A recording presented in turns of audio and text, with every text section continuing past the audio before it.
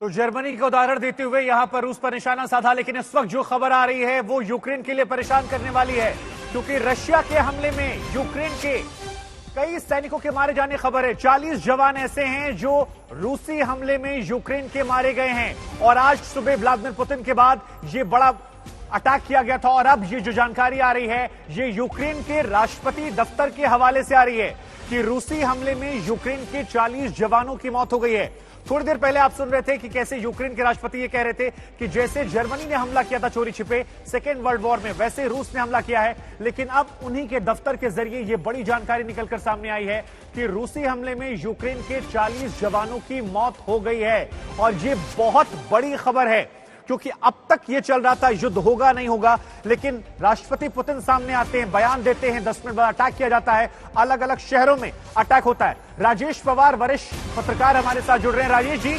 40 जवानों के मारे जाने की खबर, क्या और इसमें एड ऑन किया है? यहां पर यूक्रेन के जब हवाले से खबर निकल कर आई है। चलिए राजेश जी के पास दोबारा जाएंगे, कोशिश करेंगे संपर्क साधने की।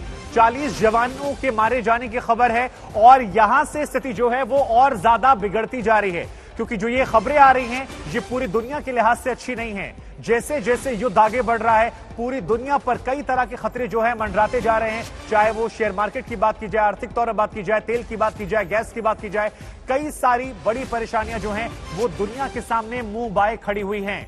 रूसी हमले में यूक्रेन के 40 जवानों की मौत की खबर आ गई। उससे पहले ये एयरपोर्ट पर जब हमला किया गया था उस वक्त की तस्वीरें हैं। और एक बार फिर हम आपको बता दें कि 40 जवानों के मारे जाने की जो ये खबर है ये यूक्रेन के राष्ट्रपति दफ्तर की तरफ से आई है। ऐसा हो सकता है कि इस हमले में और ज्यादा कैजुअलिटीज हो गई हों, क्योंकि ये जानकारियां जो हैं यूक्रेन का राष्ट्रपति दफ्तर दे रहा है। लेकिन फिलहाल ये 6 तस्वीरें आपकी टीवी स्क्रीन पर। धमाका नंबर 1 देखिए किस तरह से किया गया। आसमान में आपको केवल काले धुएं गुबार नजर आ रहा है। धमाका नंबर 2 एयरपोर्ट के पास किया गया। 3, 4 देखिए चारों तरफ यहां पर मलबा बिखरा हुआ है। 5 नंबर पर आप देखेंगे आग की लपटें जो हैं आपको नजर आ रही हैं। 6 में भी यही हाल है। 7 पे अगर आप देखेंगे तो बिल्डिंगें जो हैं वो ध्वस्त हो गई हैं। और 8 अगर धमाके नंबर 8 की तस्वीर आप देखेंगे तो आपको यहां पर बर्बादी की तस्वीरें नजर आएंगी। तो यूक्रेन में कैसे बर्बादी हो रही है उसकी 8 तस्वीरें यहां पर देखने को मिल रही हैं। लेकिन इस वक्त बात करते हैं एक और बड़ी खबर की, क्योंकि लगातार दुनिया की निगाहें ब्रिटेन की तरफ से भी रिएक्शन सामने आया है। क्या बड़ी खबर है हम आपको बताते हैं। ये हमला जो रूस की तरफ से यूक्रेन में किया गया है इसको लेकर ब्रिटेन ने रिएक्शन दिया है। बोरिस जॉनसन की तरफ से रिएक्शन सामने आया है और ये बड़ी खबर आपको बता दें, कहा कि G7 के साथी नेताओं से बात करूंगा। रूस पर हमला यूरोप के लिए महाविनाश है। ये बहुत बड़ी बात कही है बोरिस जॉनसन ने।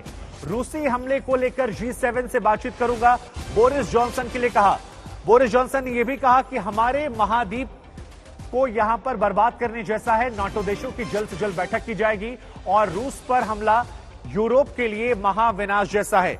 अगर दर्शकों को जानकारी के तौर पर बता दें कि यूरोपियन कंट्रीज में तमाम ऐसे देश हैं जो बहुत हद तक रूस पर निर्भर करते हैं, चाहे वो गैस की बात की जाए या ऑयल की बात की जाए। लेफ्टिनेंट जनरल राजेंद्र सिंह जी हमारे साथ हैं। सर, बोरिस जॉनसन का यह बयान 40 सैनिकों की मौत के बाद आता है कि अगर रूस पर हमला करते हैं तो यूरोपियन कंट्रीज के लिए महाविनाश जैसा है। हम सभी जानते हैं कि उनकी मजबूरियां हैं, क्योंकि बहुत हद तक रूस पर वो निर्भर हैं।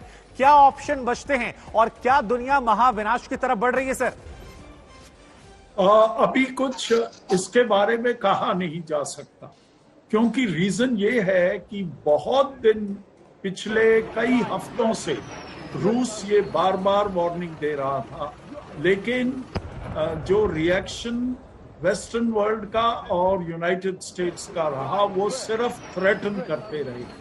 अभी रूस ने ये पूरा जाहिर कर दिया है कि वो किसी भी हद तक जा सकता है अपने सिक्योरिटी इंटरेस्ट की रक्षा के लिए। रूस के लिए ये बहुत जरूरी लगता है कि वो किसी भी हालत में यूक्रेन को नेटो के अंदर शामिल करने से रोकेगा।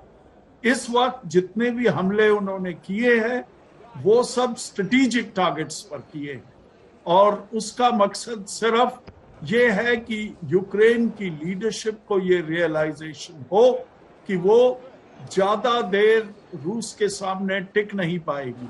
और जहां तक यूरोप की बात है, यूनाइटेड किंगडम की बात है, अभी तक जो उन्होंने इंडिकेशंस दी हैं वो इंडिकेशंस सिर्फ सैंक्शंस या इकोनॉमिक मेजर्स के बारे में है। किसी ने भी ये चीज नहीं कही है कि उनकी फौजें जाकर यूक्रेन में यूएसएस ये रशिया के सॉरी टू इंटरप्ट यू, लेकिन फिर ये सवाल क्या यूक्रेन के राष्ट्रपति समझ नहीं रहे हैं जब वो ये स्टेटमेंट देते हैं कि देखिए हम झुकने वाले नहीं है, सरेंडर करने वाले नहीं है, क्योंकि रूस इन हमलों के जरिए संकेत दे रहा है कि देखिए आपको गिव अप करना पड़ेगा, और अगर केवल सैंक्शन तक की बात है और आपके देश में आकर मदद नहीं दी जाएगी तो आपके पास ऑप्शन क्या बचते हैं फिर? नहीं, वो तो ठीक है, लेकिन आप ये है ना बात ये समझिए, अगर आपके देश के ऊपर कोई बड़ा देश हमला करता है तो आप पहले दिन ही ये नहीं कह सकते कि हाँ हम हथियार डाल देंगे। उनके पास कोई और ऑप्शन नहीं है अपने देश के मोराल को ऊपर करने के लिए सिवाय इसके कहने कि हम ईंट का जवाब पत्थर से देंगे, हम रशियन हमले को अच्छी तरीके से उसका सामना करेंगे जी। और वो अभी भी होप कर रहे हैं कि यूरोप की तरफ से, नेटो की तरफ से और यूनाइटेड स्टेट्स की तरफ से जल्दी ही कोई रिएक्शन हो।